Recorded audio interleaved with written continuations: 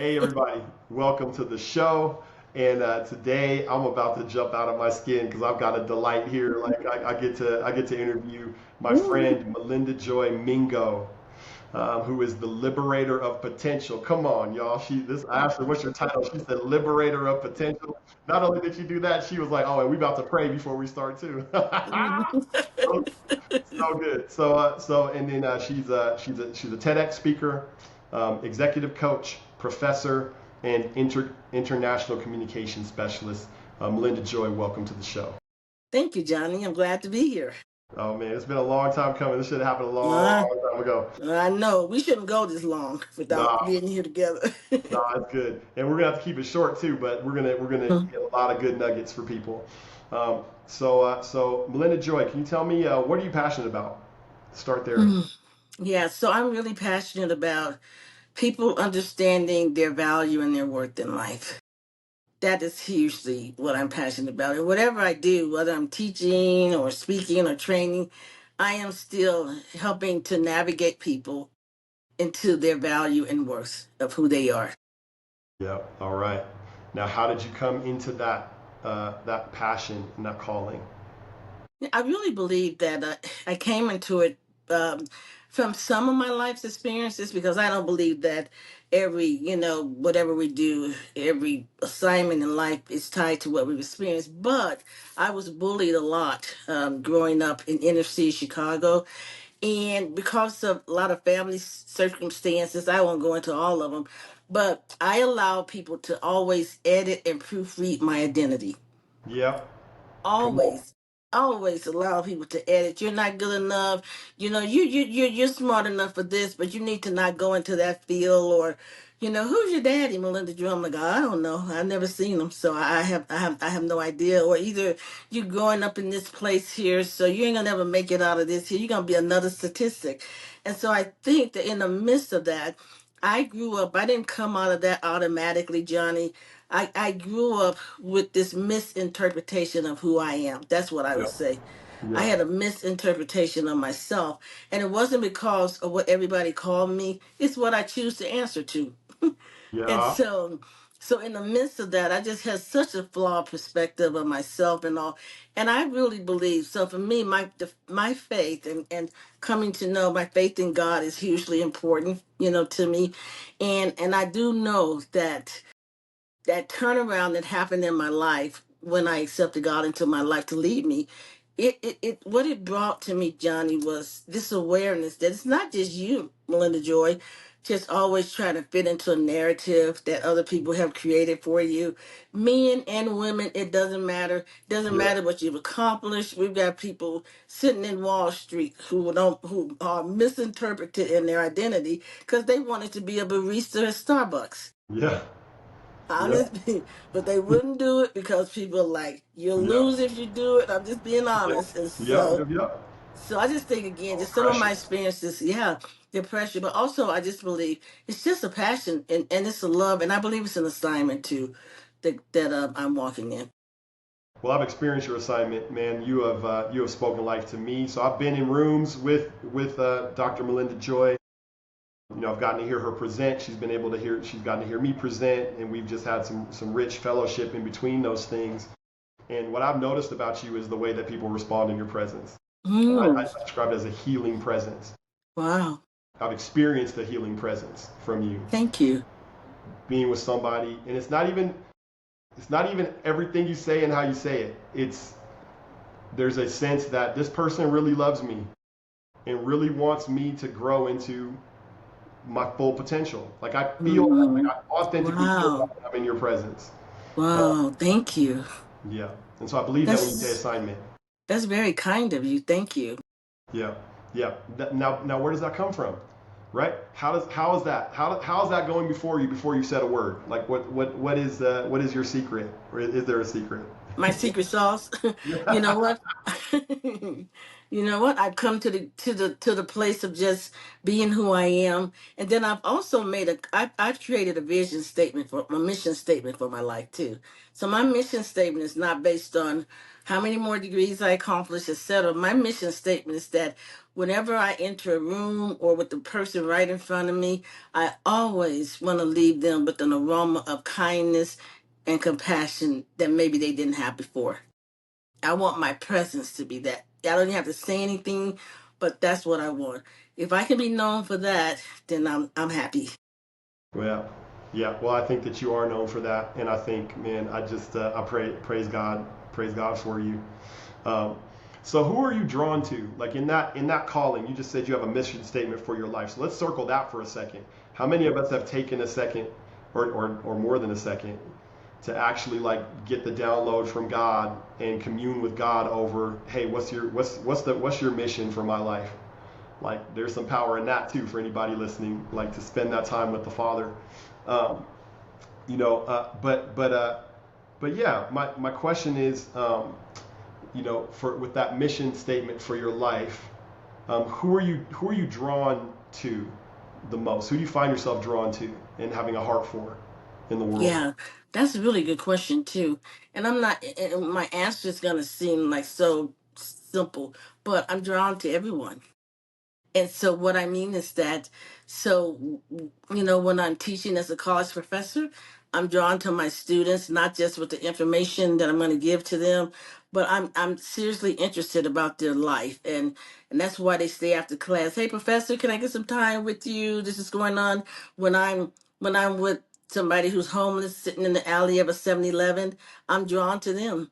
And so I'm drawn to them not because I feel like I can change them, but because I want them to have a different experience with somebody who is not just giving them something, but who is helping them to understand why they have worth. And then I'm going to give you something, maybe, but I want to give you something more than a sandwich. I want to give you an opportunity to rethink who you are. Mm. I'm drawn to CEOs. I'm in a lot of boardrooms.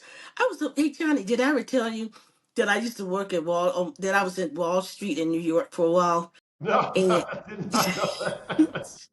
yeah, that was kind of I think that filled in for somebody. But I was at Wall Street, and the same people, I'm telling you, my friend, it doesn't matter. You're the 6 and 7 figure people, they've got hurt. And so I'm drawn to people who really are just in a place where they're not confused. I think sometimes we use the word confused. I don't think it's that. I think it's just sometimes we're in either a period of development, of transition, or transformation, one of the three. That's so powerful, man. That reminds me of what you remind me of, and that reminds me of Fred Rogers. You know, you familiar with Fred Rogers and his, you know, Mr. Rogers, his story. Yeah, yeah. Uh, well, in the movie Fred Rogers, there's a reporter who's following him around. The movie A Beautiful Day in the Neighborhood. And there's a reporter, and this reporter is like really, really depressed and dealing with some very difficult life identity circumstances.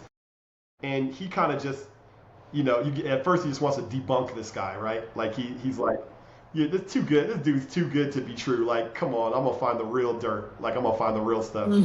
And he Mm-hmm. begins to follow him around and sit in his presence, and he Yes. experiences so much acceptance and grace that Mm, he starts to get transformed. And that's the central tenet of the movie. And there's a moment where they're sitting in a restaurant, and he looks at Mr. Rogers, and he's almost like starting to, he's like emotional, and he's like, I know you. He's like, you like broken people.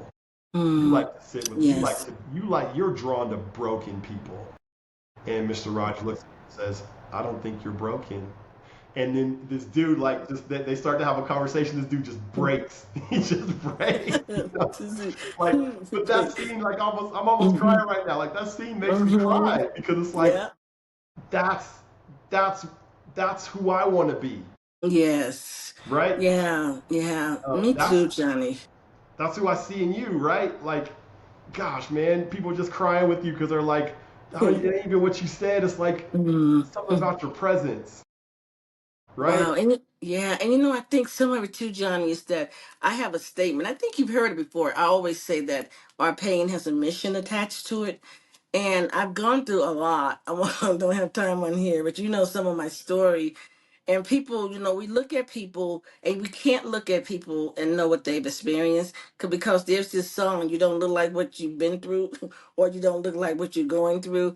And so because of a lot of things that I have experienced, traumatic things in my life, it's a wonder I'm still here on earth, that it has given me another layer, not just of empathy. Empathy is good, to say, I want to come alongside you, but it's giving me compassion.